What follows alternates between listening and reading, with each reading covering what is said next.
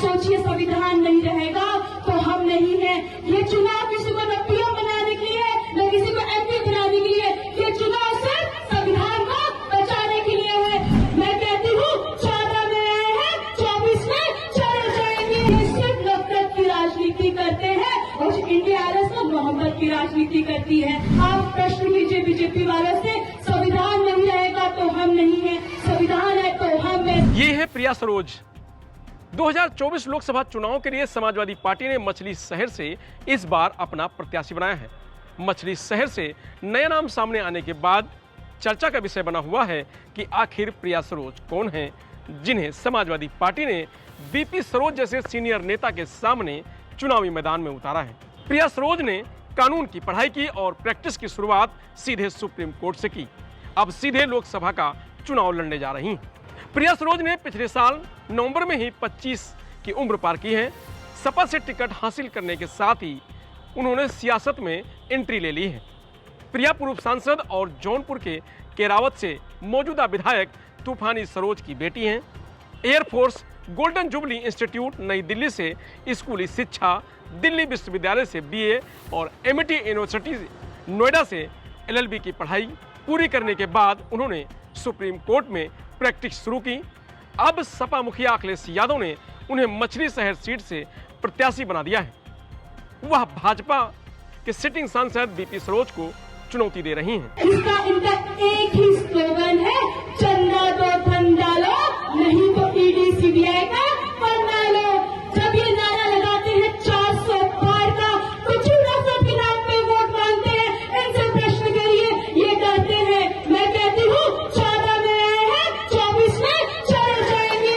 मैं आपसे निवेदन करती हूँ, जब बीजेपी वाले आए, इनसे पूछिए आपके पास संविधान का अधिकार है। इनसे पूछिए कि आपने कहा था कि शिक्षा के लिए क्या किया, इनसे पूछिए आपने हॉस्टल क्या किया, इनसे पूछिए आपने डेवलपमेंट कितना किया है। मैंने सुना था स्मृति ईरानी जी रास्ते में 36 सिलेंडर लेके जब 4 स्वागत था, उनसे पूछिए आप कहाँ गायब हो गई हैं, अब कहाँ दिख नहीं रही आप, इनसे पूछिए। महंगाई के ऊपर प्रश्न कीजिए।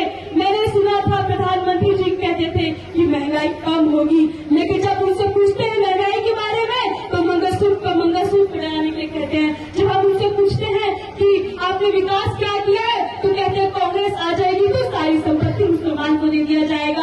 ये सिर्फ नफरत की राजनीति करते हैं और इंडिया आरएसएस मोहब्बत की राजनीति करती है।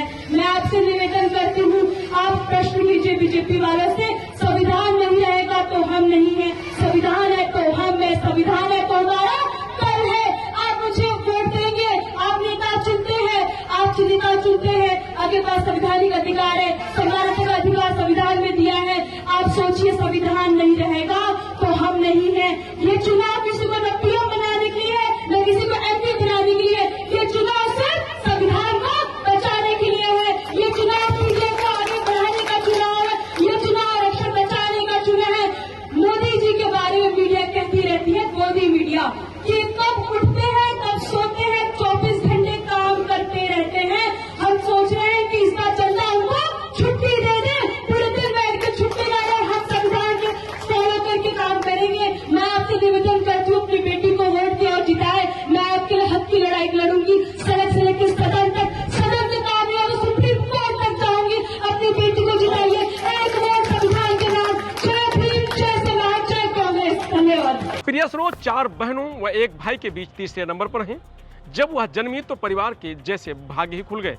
1998 में उनका जन्म हुआ और पिता 1999 में सांसद बन गए। लगातार 3 बार सांसद रहे। पिता दिल्ली पहुंचे तो प्रिया की परवरिश और पढ़ाई अच्छे माहौल में हुई। प्रिया सरोज राजनीतिक माहौल में पली और बड़ी हुई। 2022 के चुनाव में पिता तूफानी सरोज के विधानसभा चुनाव की जिम्मेदारी संभाल चुकी हैं। क्षेत्र के लोगों को भली भांत जानती हैं। चुनौती बड़ी है पर आत्मविश्वास भरपूर है।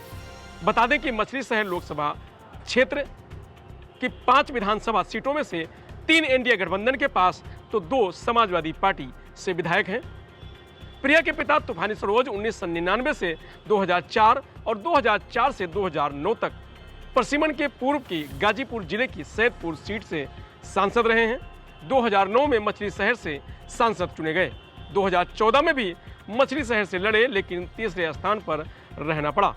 2022 में मछली शहर की केरावत सीट से विधायक बन गए हैं। प्रिया अब पिता की हार को जीत में बदलने की उम्मीद से चुनावी मैदान में है।